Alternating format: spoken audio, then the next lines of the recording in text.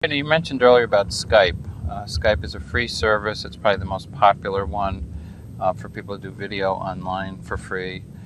Is there any problems with a psychotherapist turning on their computer and their webcam and doing a session through Skype?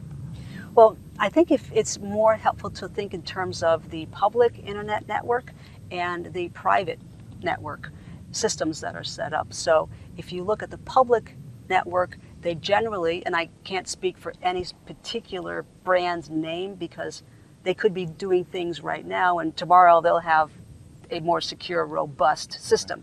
But if we just talk about the public network, you get what you pay for.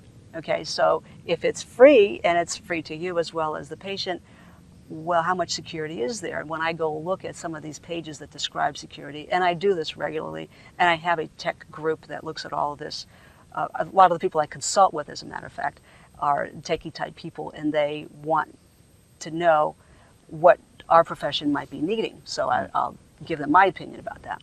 But those systems are sort of like the old party telephone lines, so that there are junctures at which other people can get in.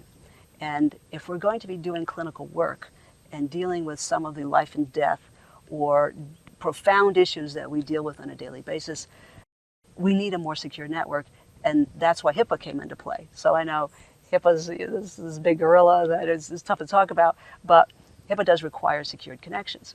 A lot of the public systems that include Google Talk and the Skypes and those type of companies do talk about encryption, and they talk about levels of encryption that are higher than what might be needed by HIPAA. The problem is they don't come right out and say, at least to date, that they're HIPAA compliant.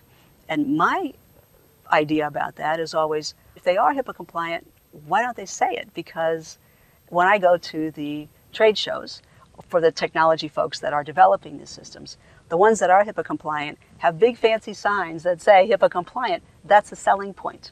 If a company is offering systems online and they're not saying whether they're HIPAA compliant or not, and they're leaving it up to us to figure out what their encryption standard terminology acronyms might mean, or the 256-bit encryption versus the 128, and that's not our area. So if a company's HIPAA compliant, I would expect that they would say that, as they do in the trade shows, where they have big signs that no holds barred, they tell you right up front.